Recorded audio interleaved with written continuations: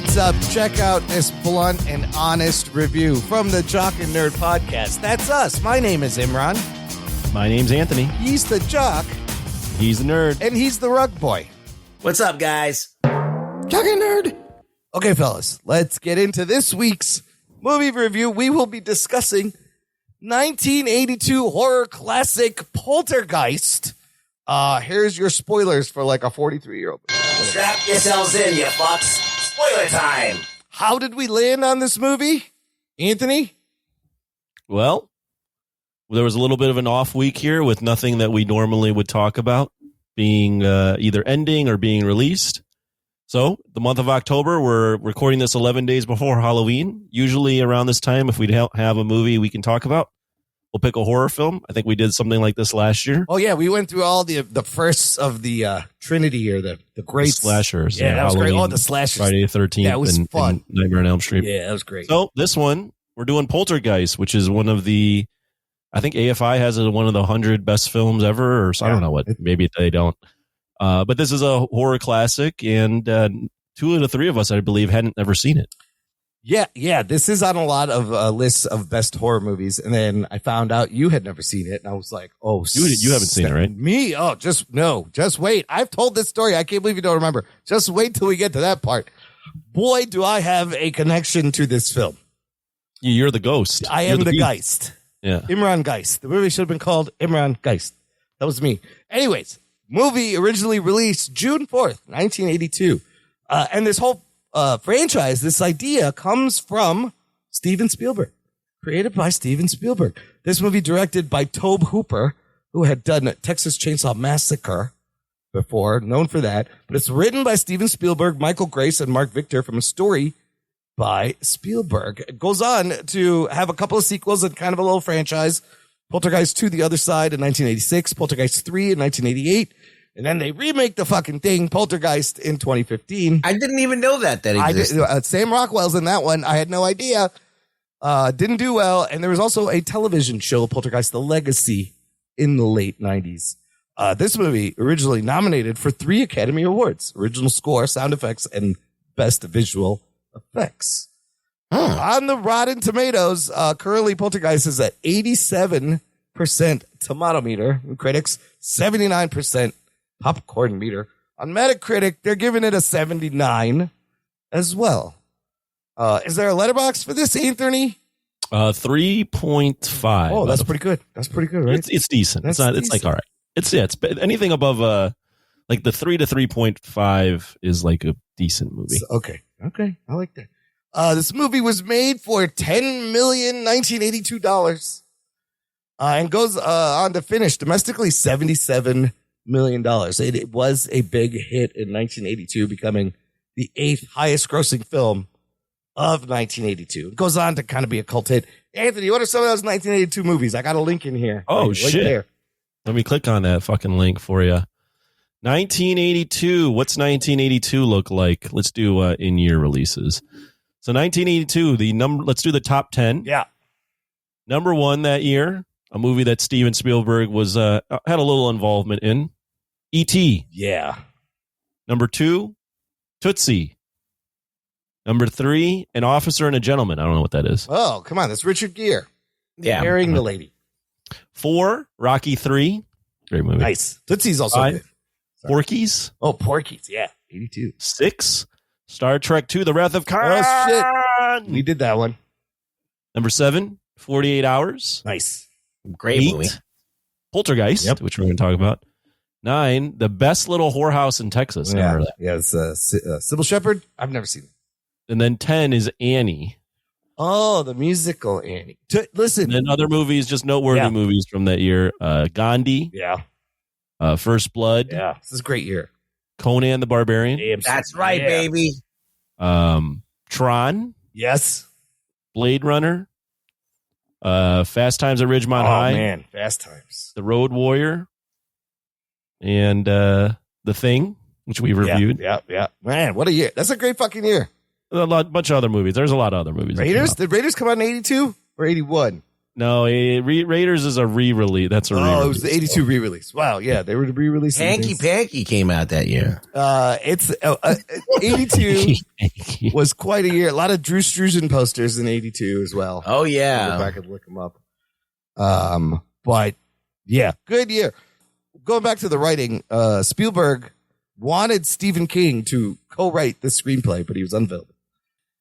This movie stars Craig T. Nelson as the dad, Steve Freeling, Jo Beth Williams as the mom, Diane, Dominique Dunn as older teenage daughter, Dana Freeling, Heather O'Rourke as very adorable younger daughter, Carol Ann, and Oliver Robbins as weird middle brother, Robbie Freeling. Other notables, you have Zelda Rubinstein playing Tangina, Richard Lawson and Beatrice Straight, and this other Michael McManus playing some investigators. But that's your main cast there. This movie is PG. I want everybody to keep that in mind. This is 1982. This is a PG rated movie. Runs 1 hour and 54. Before we get into everybody's history with the movie, Anthony, what happens in Poltergeist? Hello. Poltergeist is about this family that a family of 5 who suddenly, through their youngest daughter, starts experience weird, strange phenomena in their house, and only their daughter can communicate with the phenomena that is happening in this house, and they have to deal with that throughout the entire movie. The entity in their house. And Poltergeist is a word meaning what, Ruggs? Noisy ghost. Yes, essentially a supernatural that likes to make noise and rattle things and becomes a common term. I don't know if a lot of people even used the word before this movie came out. Anyways, Anthony, so you had never seen this, but you've heard of the movie? Oh, you definitely have heard of it. Never seen it. You never seen any clips or anything? What did you hear about it? I didn't even know really what it was about. I knew it was kind of a ghost film. Okay. But other than that, I mean, I knew it was an iconic franchise within the horror universe, and that was about it. I kind of knew it was about a haunted house, but not even really that either. And it's a little different than a haunted house in terms of its definition too. Yeah, so. But it is, you're right. It is kind of a haunted house movie there. Ruggs, what's your history with this movie? I only saw the last 15 minutes or so of this movie on TV one time. When? And I thought I had seen the whole movie. Oh. Like, I don't know, sometime in like the 90s or something. Okay. I thought it was the whole movie because like it seems like the last where everything happens. Movie is it's a movie in and of itself. So I was like, so I never saw the complete movie. No. Oh, so this is the first time you watched the whole thing. And I don't think you need to. I think you can just watch it's possible you don't. I see your point there.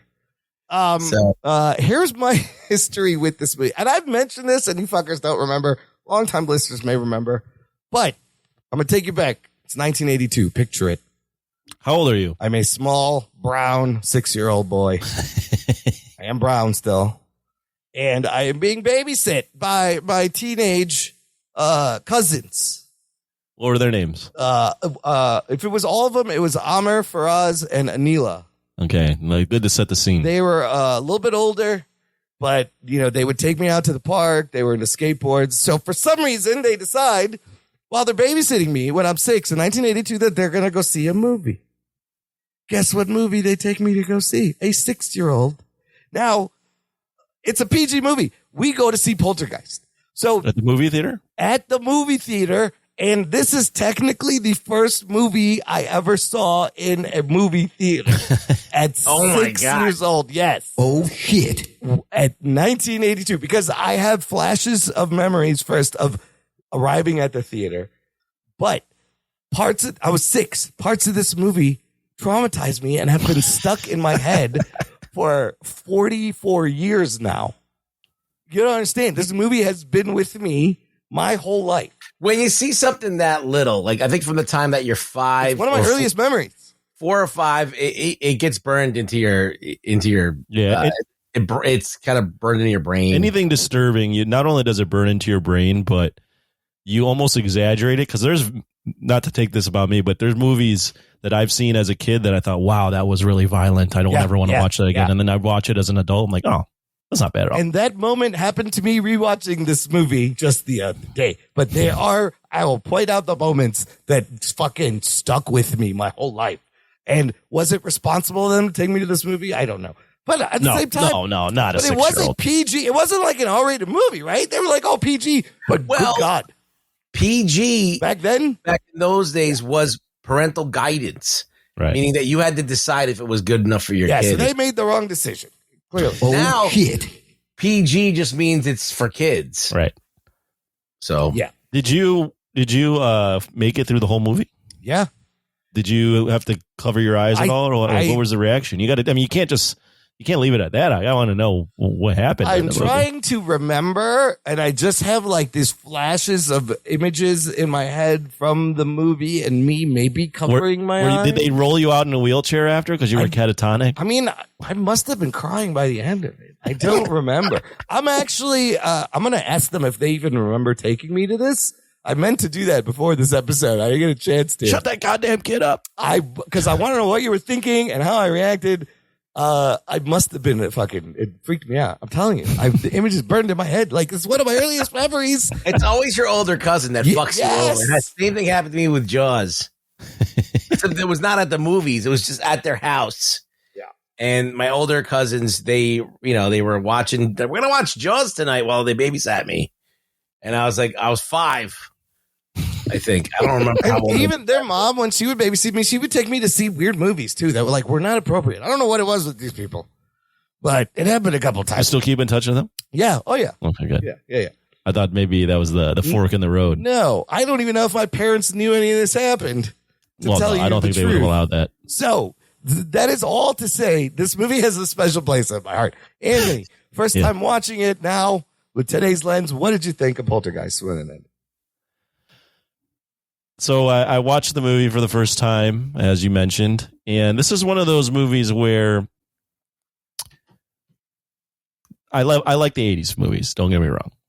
But there are things that get released in the 80s where if you watch them now for the first time, you're just going to go, well, that was it? Yeah.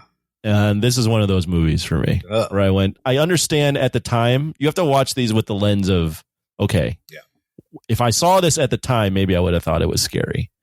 I watched it now, and while I think it's entertaining at parts, and it's definitely got more of Steven Spielberg's fingerprints all over it than Tobe Hooper, in my opinion. There's a reason for that.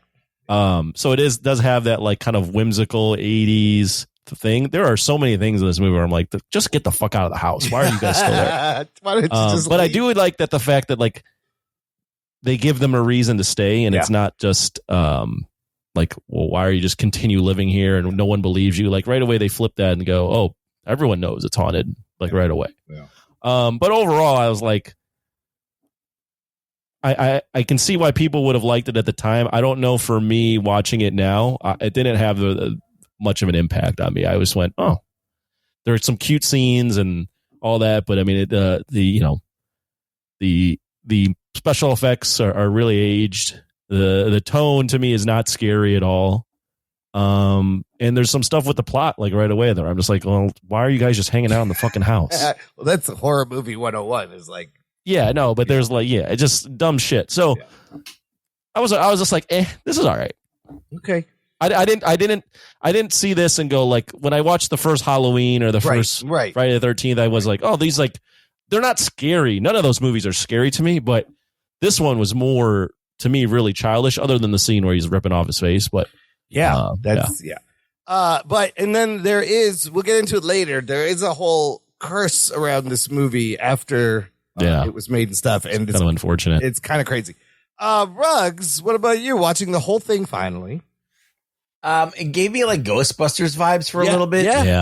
Without the comedy. Absolutely. Yeah. It made me feel like I was watching something in the same realm of Ghostbusters. Yeah. I'm expecting like them to bust through the door any second, we got this. There's ectoplasm and goo in here, like in Ghostbusters. Yeah, but a lot of the stuff the way that they did the effects in Ghostbusters is a lot like the way they did it here. Yes. So it has a little bit of that interplay. Technically, I feel like it's par for what they were doing at the time. Ghostbusters is a big movie. This was a big movie. It wasn't meant to be a horror movie. It was meant to be like a Spielberg horror movie, which is a little bit more accessible. Yeah. And I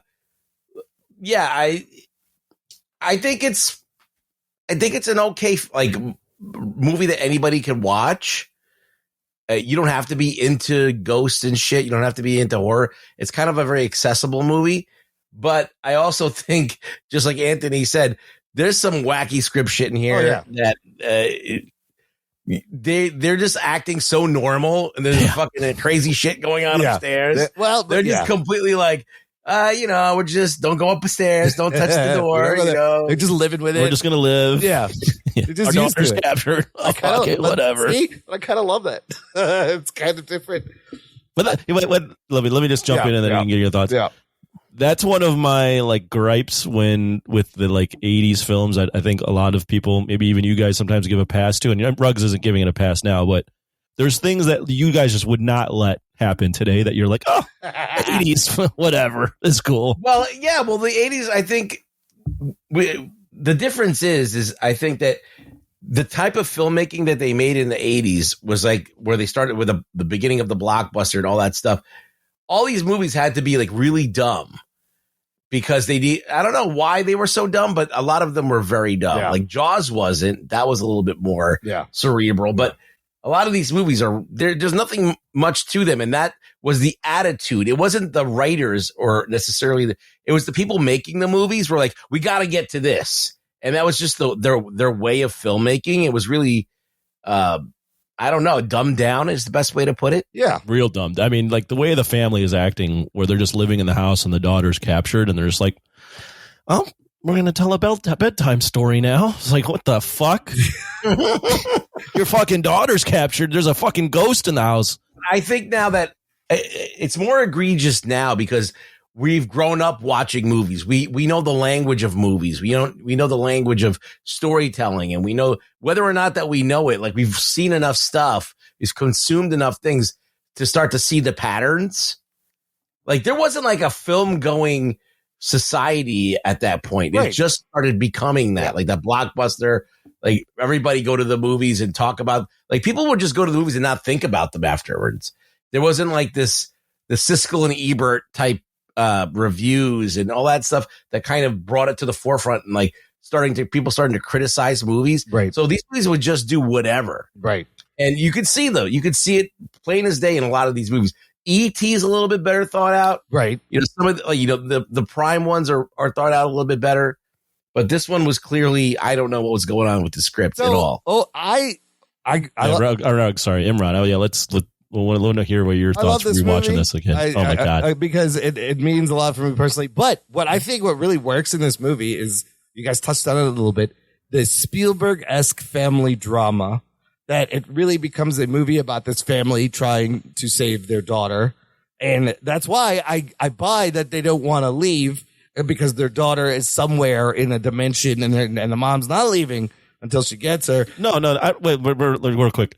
I don't disagree with it. They give you a good hook for why they have to stay. Yeah. What I'm talking about is before that, she's just like, oh, husband, there's a ghost. Look at this. When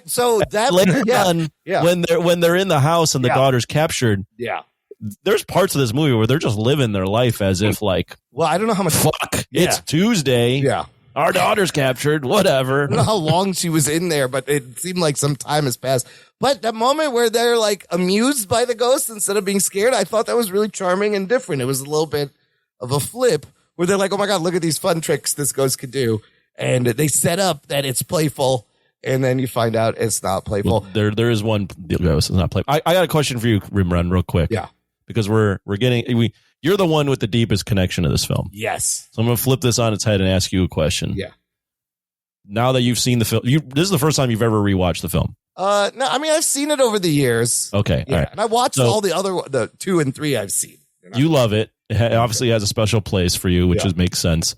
What were the scenes that now you've rewatched it where they bring back the memories of you as a kid in the theater? That's very easy. And this, listen, the other thing you got to really appreciate is these practical special effects. There's tons of them throughout the movie. And for the time, I think they're very good. So right away, they established the fucking creepy tree. They establish the counting between the lightning and the thunder. And then that scene where the storm's coming and he's counting and it's getting shorter and shorter. And the fucking tree busts through the window, grabs the kid and swallows him. No, that fucking traumatized me because anytime out of my window I saw the shadow of a tree, I swear to God, I thought about that fucking thing. Okay? That was number one. There's plenty here. Let me tell you. Yeah. The other one you also touched on. And I remember vividly when I rewatched the scene where the guy, after the meat moves and becomes raw and there's maggots and he goes to wash his face and his face starts peeling off. Watching it now, obviously it's a dummy. You see it right away, yeah. But my whole life, in my head, that shit was real. That was a real face, and the face was peeling off, and you saw the skull, and that was another scene that left a mark on me. I remembered. That reminds me a lot of Indiana Jones. Yes, when his Indiana face Jones. Yes. Or even Terminator when he's cutting his eye off. Yes. Oh, yeah, very Terminator. But that scene, when that happens, I went, oh, shit. Like, it's a PG movie. Yeah, that's exactly what I thought. Oh, they fucking snuck that in? How'd they get that through? It's a fucking PG movie, and the guy rips his face off. Man, that's you 80s kids got fucked up. God, and the whole time, Tangina going, Carolyn, get into the light, Carolyn. What's she supposed to go in the light? Is the light bad? Make up your fucking mind. I was confused. Yes. What was going on? Why was she like directing her to the light, but then saying not to go to the light? It was. I think it was the light. Okay, so this is what happens. This is my analysis. Yeah. So she's trying to get everybody close to the light. And so they eventually, all these entities get sucked into the light, and then they go to heaven or whatever. They can leave this plane of existence. Right. But then the dad is supposed to be feeding the rope in, right? And then he remembers earlier that she said not to go to the light because then she would pass on. He didn't want his daughter to pass on, so he started pulling the rope back, and he ended up pulling the entity out. And then the big skull head comes through the door. Part's awesome. So that means that he fucked up the spell. So when the lady said that the house is clear, it wasn't clear. It wasn't clean. Yeah. She goes, this house is clean at the end, and clearly wasn't. Because, I see, because he shouldn't have pulled back and the thing gets through. She's like, don't do that. But I don't know why she would claim that the house is clean when he fucked that up. But look, this little girl, Carol Ann, and that whole bit where she goes. Which one? The little girl or the little voodoo whisperer or whatever? Not Tangina. She's pretty little. She's great. Tangina's a great character. And she comes in and explains everything. But her up against a screen with static, looking back, going, there, here. That shit was huge. That's fucking iconic scene that lived on forever. Even the opening is so creepy. And this is like kind of a time capsule of a time where TV went off the air. And I don't know how many people can relate to this, but at some point TV will go off the air with the national anthem. We'll cut to it'll static. just stop. It was done. There was only 5 channels. Or I don't remember it going off the air, but I do remember if you went to the wrong channel on your antenna, it would go. Yes, that static you don't really see a lot anymore, right? You get color bars. You get color bars, but the static don't exist. And that was another thing that scared me my whole life because the opening is fucking creepy. Where she comes up and the way she's talking to the ghosts, answering questions. And I swear my whole life, whenever there was static, I heard fucking voices. I heard voices. That's when you started smoking weed. As I was like, I need to quell the voices. You can hear them better. But this girl was 5 years old when she filmed this movie. She is so cute and innocent, and the performance is amazing. Even when the bird dies, and then right away she's like, "Can I have a goldfish now?" It's really cute. She was so great. I love all the Star Wars stuff in the background and aliens, these kids, and he's reading Marvel comics. Here's another great scene that I didn't realize what was happening until I was much older watching this movie. Is the parents smoking a fucking joint at night. Yeah. It was so great. I was like, it's the 80s. And he spills the weed all over the bed because he can't do it. He gives it to his wife. And I'm like, bro, you're wasting all that herb. What the fuck? What kind of stoners are you? A classic 80s thing that will never happen now is the construction guys hitting on a 16-year-old girl. Yeah, that's another great thing from and not only hitting on her, but it really got catcalling her. Yeah, I don't know if that's out there, but also the dude just coming in and eating out of the kitchen, and the wife is just like, Stop. Yeah. That's all she like. I would have been like, you're never working here again. He's Get like- the fuck out of here. Oh yeah, no one would take that He's like, shit takes now. great, takes grace, Mrs. Freeling. He's like, get the fuck out. He's stealing their coffee and shit, eating pancakes. Fucking hilarious. Well, I think that they knew each other because they work on all the houses in the Right. in the- Guys like in real estate. And Here's another odd thing. Yeah. That when they have the ghost people over to like observe the house. yes, the investigators. Right. And the dude, before he rips off his face, he goes into the kitchen. Yeah. He's just helping himself. So does he just have like carte blanche to eat whatever he wants? So he just Oh, takes a full fucking steak out. Yeah. And not only does he take the Starts steak out, cooking the steak. Was that his steak or did I they don't know, just but he's take like, their he steak? takes the steak out, and then this motherfucker throws it on the counter Yes, without a just- plate I know, underneath it. That's true. He just lays it on. He didn't wipe it down. There's some Just wacky lays shit. it on the And then, counter. and then he takes a chicken Yes, leg chicken leg. drumstick and sticks it in his mouth. What is going on? Like this, How do these people eat? they were like, just help yourself, make yourself at I've home. never seen anyone throw a steak on the counter like Yo, that. Well, listen, remember back in the 80s, they're cutting pizza with scissors, all right? Yes, Cobra is cutting pizza. He slaps the steak on the counter. I was more thrown off by that than the people staying in the house with the ghosts. Yeah. Well, you want to know my favorite thing about that particular scientist? Yeah. He's always skeptical that there's ghosts in that place. He's like, maybe it's the humidity. I'm like, you just fucking saw a ghost. Your face came You off. don't believe this Yes. shit? You saw these spirits there on your camera. You recorded it. And he's like, They just had a thing happen. it's and an he's electrical like, let me go check. Maybe there's some humidity in here.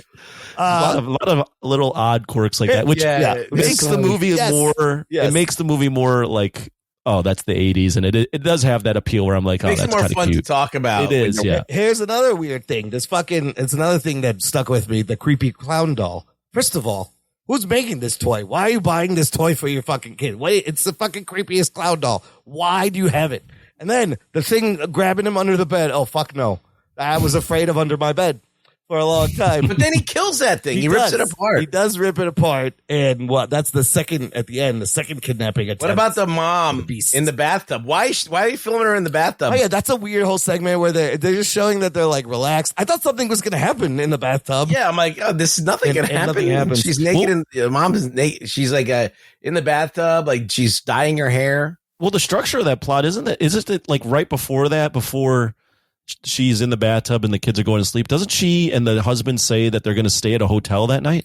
Well, they're moving. They're in the middle of moving after. But don't they say to the daughter, "Come home tonight. We're going to be staying at a motel or whatever"? I think they were on their way, maybe. Yeah. But then No, the well, kids go to sleep. The dad said, "We'll just let them conk out, and then we'll just wake them up and take them to the hotel." Oh, I see. I missed that.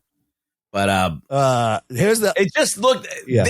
It was shouldn't have been directed that way. Yeah. It should have been like, okay, there should have been some lines that are just like, all right, you can put your heads down, but Daddy's going to come home and we're going to leave. Yeah. Or something and then like they that. accidentally fall asleep or some shit. Yeah, something like that. But then it was like, I was watching it going, yeah, aren't they fucking moving tonight? Yeah. Aren't They were in the middle of fucking moving. leaving? At least they're leaving the house. Not quick enough.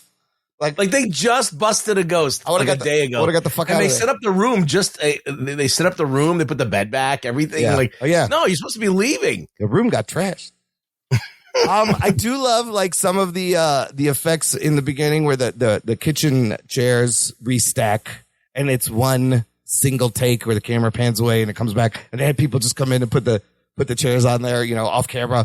Like great effect. It's a great jump scare. And I noticed somebody put this video together. M. Night does the same thing in The Sixth Sense. A similar one take passes over and then it comes back and all the drawers and shit are open in the kitchen. I don't know if you remember that in The Sixth Sense.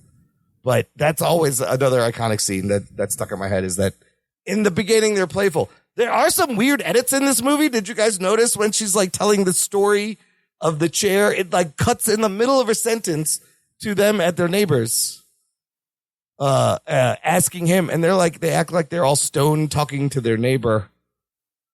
Did you notice that, Ruggs? I don't remember. I don't I don't remember that at all. It was very weird. And then the whole thing about, similar to Jaws, the real bad guy is like real estate developers because they have built all these communities on top of moved cemeteries. Move the headstone. It's a great line. You son of a bitch. You moved the headstones, but you didn't move the bodies. And corpses start popping out of the pool. I remember that shit scared the shit out of me. Was that guy who was I'm going to go on a tangent here. Yeah. Was the guy who was the real estate guy? Wasn't he like the guy on all the Pathmark commercials? from the 80s? Do you remember him? Well, that might have been a regional commercial, Pathmark. Oh, okay, okay. Those here. There was speaking of like, who's this guy or that guy? Yeah. One of the construction workers is the Native American in Predator. That's right. Oh. Yeah, the guy who's making That's his chest. Yeah. The kissy things at the 16-year-old girl. Yeah. He's in 48 Hours too. He's one of the bad guys. But if you look up his career, I think he's been in a bunch of things. I think he moonlighted in some porn. Oh, really? Yeah. Which one is he? The Native American guy. No, I got to find his name. You got to look that guy up. You might not want to after you're done. But I noticed him right away. What kind of porn are we talking about? Like regular I heard porn or on the rewatchables, or spicy porn? I think you do get to see like his nice Native American bush and is he the bulldozer driver? I don't remember. He was definitely outside. He's in the movie. It's 1000% he's in the movie. Well, there's your 6 degrees of I can't find who this guy is. I can tell you. Yeah, you know his whole filmography. Yeah, I can tell you exactly who he is. What else is some fun stuff, some in-camera effects, like a little hallway stretch, the room flipping. Sonny Latham. Oh, Sonny Latham. He's in the movie. Sonny Latham plays pool worker number 2. Okay. Oh, that guy. Yeah. He was a Predator, 48 Hours. He was in the Warriors. He was a cop in the Warriors. He's been in a lot of things. Yeah. He was also in some Korn. What are those Korn titles? I wonder if does IMDb count that? At the beginning of his acting career, he was an actor in some pornographic films for financial reasons. He also posed nude for the layout. Posed nude for Playgirl. Oh, so take that. He just like Stallone started in a porn. Didn't Stallone also? Yeah, sure. Honeycup, Slippery When Wet. These might be some of those movies here from the 70s. I'm looking. He was in something called the Ganja Express. This guy has been in everything. Wow. Art Castle McCormick. Anyways, back to the special effects. The hallway stretch, dolly zoom is great. When she's getting thrown around the room, they built a rotating room. The director and the cameraman locked in, and they're also turning as she crawls. That looked pretty good. Nightmare on Elm Street had to have been inspired by that. Oh, yeah. Absolutely. They did the same thing. Yeah. That one. This was first, though. This was first. I think the Nightmare on Elm Street one is more iconic, but this one is, you can definitely see the inspiration. Yeah, then the hands coming out and that big, you see the demon head, which was kind of fun. And then some of the ghosts. What was some of the other ones? The goo going into the portal and coming out all covered in goo. And when she gets there is great. And then the skeletons. I mean, you're missing the biggest one, which to me is the best one in the movie, because like a lot of this stuff to me was a little bit dated. Yeah. It's cute, but it's dated. Yeah. What's your favorite? When the house collapses on itself. The implosion of the house. Yes, I remember watching something about the making of that, and it was kind of cool. The house. I don't know how they did that. Yeah, it looks great. I think it was I can't remember. It was either wires or they did it in reverse, but they had rigged this model. And it just pulled itself in with a bunch of wires. I remember watching something about that, but it looks great. So I really appreciate the special. There's so many special effects and so many scenes. You got that big fleshy portal at the end of the movie with the fucking rope thing coming out, and it gets crazy. I was expecting the villain from Ghostbusters 2 to just stroll out of there. Vigo, the Carpathian or whatever. Yes, with the slime and the ooze. Yeah, you see the ooze coming out of the door cracks. It did remind me a lot of Ghostbusters, which was after this also. I know. Yeah. It all builds on each other, huh? It could have been a crossover episode. There's also at the very end, there's weird edits where like Dana shows up and then they just drive off, but you never see Dana get in the car. And I was like, you do. It's a really bad shot. Like, cause she gets in the car, but the camera's not on her. You could just barely see her get in. Camera. Yeah, no, it's in camera, but the shot is she's obscured because you're looking at the sun. Oh, is in the frame, and she comes in right, and the door slams, and they leave, and you don't even get to see her sit up. When they drove off, I was like, "Is Dana in that fucking car?" No, I thought that too, but I watched it a second time. And then talk about the comedy. Like, there's some funny lines, and the end bit is like a great punchline where they're all defeated. They enter their hotel room. There's a beat, the door opens, and they just shove the TV out. It's fucking hilarious. Come on. That's still a great ending. There's a line where the guy's like, he's telling his daughter, okay, we're going to go to the hotel tonight. And she's like, I know that place. Oh, shit, I missed that. Oh, no. I didn't see down that place. Yeah. So yeah, there's some weird edits, but you do have the American suburb setting, which we have found a lot in horror movies. And it's just weird. This is a PG horror movie. I don't know. When I watched this movie, I looked up to see if this or Amityville Horror came out first. Amityville came out first, and it's similar. Right. But I mean, this is probably one of the movies, along with Amityville Horror, that inspired the whole haunted house trend, right? Yeah. The switch on this is like the house isn't necessarily haunted. It's like the people, the spirits are like unsettled, right? And they even explain poltergeist versus hauntings, right? In the movie, They tell you hauntings are to a specific location, and a poltergeist is tied to a place. The other thing they did a little differently is haunted house movies usually were like these gothic manors, like it was a certain type of house. They turned just a suburban house into a haunted house. Well, they didn't have like a religious aspect. Right. Yeah. Yes. It was just demons because. And they right away show that everyone acknowledges the ghosts, but pretty most part, except the one guy that we talked about that for whatever reason thinks it's humidity or something. Yeah. Like Tangina is a psychic medium, so they knew who to call. Well, it is a weird setup. So the beginning of the movie, the girl sees the ghost. She gets abducted by the ghost, right? They want her life force. The movie becomes the ring. No, I'm just kidding. Yeah. Then they call this lady in with her two flunkies. Yeah, they can't do nothing. They see it and they're like, we can't fucking do anything. We can't fuck with this thing. And then they bring in the other lady, and then she thinks that she solves it. And then the next day, they're still there, and then the fucking shit, all the real shit happens. Yeah, then the beast tries again to snatch Carol Ann. It's just a really weird. It's a weirdly put together movie. I think. Very weirdly paced. I agree.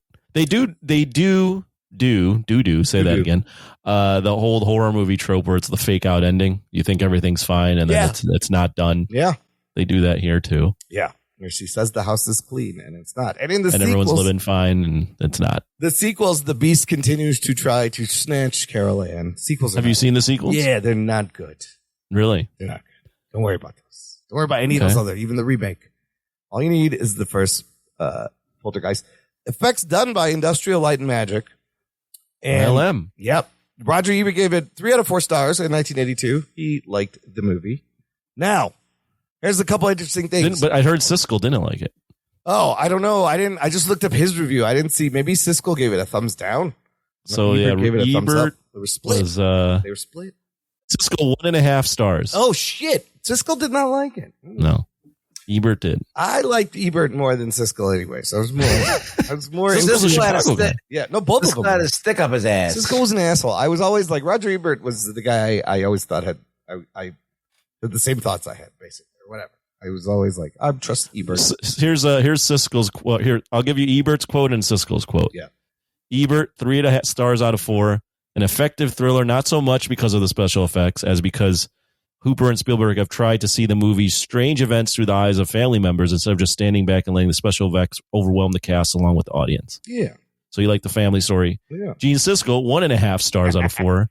Poltergeist is very good at getting the details of suburban life right. In other words, it sets the stage beautifully. But when it comes time for the terror to begin, the whole thing is very, very silly. Okay. I mean, I can see it's a little silly. Well, look, it's a PG horror movie. And when it's meant for the whole family to enjoy. Well, let me tell you, when you're 6, it's really effective. I'll tell you that much. I can tell you that for a fact.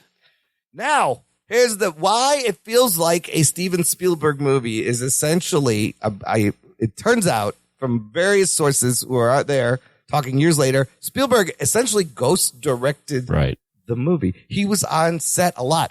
Problem was he's working on E.T., contractually obligated to not work on anything else. E.T. comes out a week later from this movie, but he was on set. Zelda Rubinstein, who played Tangina, even said he directed me the whole time I was on set. He would set up the shots. Tobe would call action and cut. And he was kind of new, but he enjoyed the collaboration. So Spielberg essentially directs this movie and kind of rules the summer with Poltergeist and E.T. coming out back to back. Of course, E.T. overshadows it, becomes fucking huge. This is definitely way more Spielberg than it is Tobe Hooper. So, I mean, Tobe Hooper is Texas Chainsaw Massacre. That's nothing like this. No, and like these articles every so often come out where like just recently people were like, it's actually is a Tobe Hooper movie. He did direct a lot of it, but he was class. So it went back and forth. And then when the movie came out, Steven publishes a letter to Tobe Hooper in the Hollywood Reporter saying it was great collaborating with you. This is your movie, blah, blah, blah. It was a very weird situation.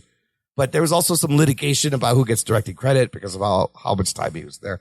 But I think the Spielberg-esque shit helps this, keeps it engaging, right? The family drama, to me, kept it engaging. Let's get to the curse. Yeah, he has a way in terms of manipulating the audience to, you immediately care about the little kid. Then you have like the whimsical music and a lot of this horror stuff is very palatable, so a lot of people can watch it. Spielberg does a good job with making it more accessible to a lot of different people. It's that Spielberg magic. It is. It makes it a little more broad audience. The dog was great too. The golden retriever. I love this little guy. He was always barking at the whole movie. I was like, please don't fucking kill the dog. I know. Don't kill that goddamn dog. The dog is trying to warn them too. He's barking at where the energy is, and he's acting weird. I was more impressed with the dog's acting than the wife.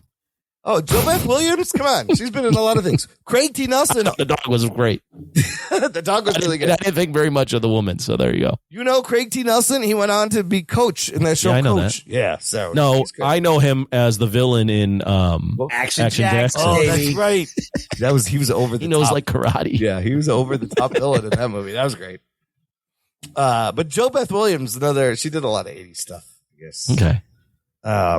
What else? No, fun movie. Let's get to the curse, because one of the rumors before I get to the curse, and I don't know if it's been debunked.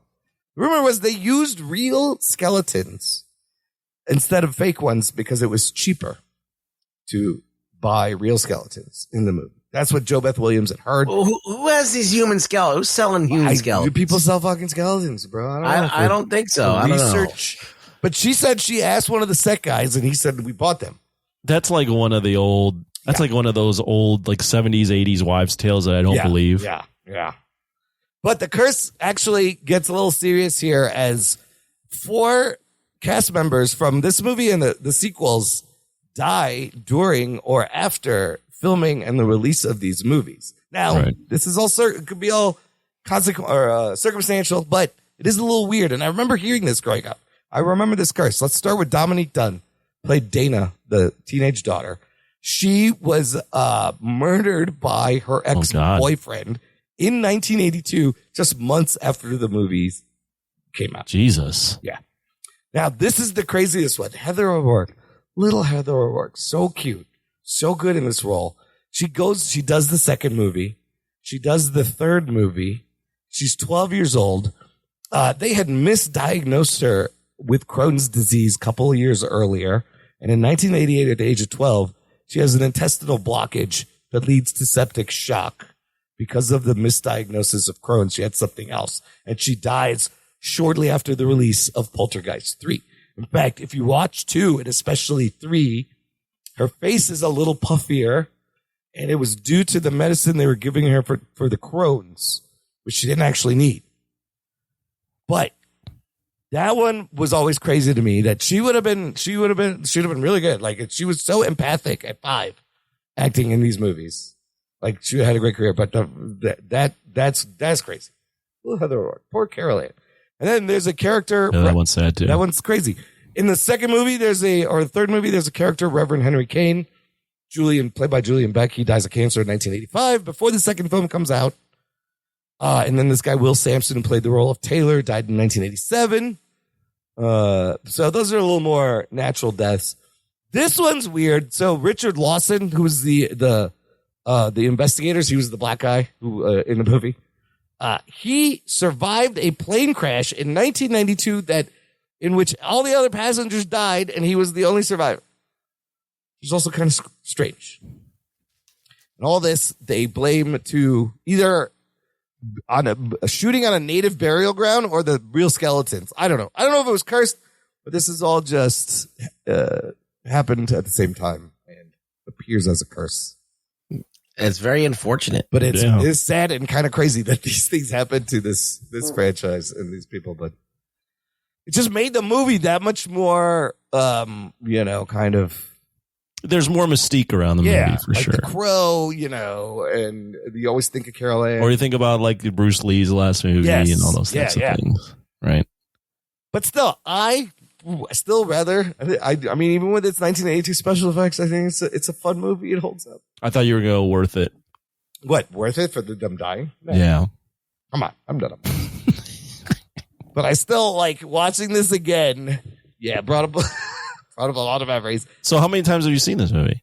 I don't know. Over the years, whenever it's on, I would catch it. Gotcha. So, but it's weird because I realized this is the first fucking movie I saw in the movie theater at 6 years old. Technically, it suddenly hit me, and I'm over the trauma. It fucked me up. It may explain some things, right? But I think it's who you well, maybe that's why you're like so like on pins and needles all the time. Yeah, because I saw a guy ripping his face off when I was 6. That's going to do it to you. The fuck? The fuck? Anyways, Anthony, give me a number. Final thoughts. Yeah. I mean, watching the movie 43 years after it originally came out and having no real tie to it other than knowing it's one of the most iconic franchises within horror creates a weird viewing experience where I'm expecting something, but I have to also take myself back to the 80s. And I didn't really know what it was about. And I didn't know that it was right when it flashes PG. I'm like, oh, what the fuck? Right? Watching a PG horror movie? Yeah. Weird. It is fun. It's an easy watch. Mm-hmm. I bet, like I said, for its time, it was probably really scary for me. It's not scary at all. Yeah. But it's an easy watch. It's light. There is some cool stuff. There's some really fucking stupid stuff that I can't get over. But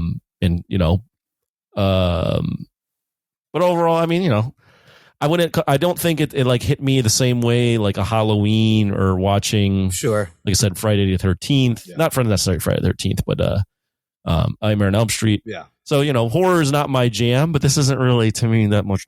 That's scary of a horror movie. Right. I'm going to rate it the same. I'm going to give the rating. The number I am giving it is the same as your age when you first saw it. 6 out of 10. A 6, you bastard. All right. That's fair. But I don't have the personal connection to this at all. So. All right. No, that's interesting. Seeing it now. Yeah. Rugs. If I'm going to give this a rating. Yeah. I don't know. I feel like it is a classic. It's a classic film. 100%. I think it's a good entry level film for horror. Like if you're a kid watching horror, I think it's a good entry level film because it's kind of made not everything with the pot smoking and the getting hit on by older men and everything. Yeah. There's a couple of things that are probably, but I think that entry level wise, if you're like a 10-year-old kid or something and you watch this as your first horror movie, I think it's fine. You're going to be too dumb to know anything better. What's happening? You might not. You might be a smart kid and be like, this is stupid. But I think it does its job. I think the effects are dated now. And but there's still some magic there. There's still a little bit of magic there. So I'm going to say a 6.5 for sure. It's a classic. Yeah, it's a classic. It's a great 80s time capsule movie. If you're into watching, everything Spielberg made, you definitely got to watch this. Not only that, but also if you're like just a horror buff and you want to rewatch or watch the classics, I think this is essential, right? It is wild that it's a PG horror movie, but let me tell you again, when you're 6, all that shit was real to me. All that shit, it was real. It all happened. And because of that, I'm giving it an 8. I think it's still a fun fucking movie. And it's almost like a must watch for classic horror movies, classic 80s movies. It's kind of important to where, ILM pushing effects, practical effects are just fun to watch. I still dig it.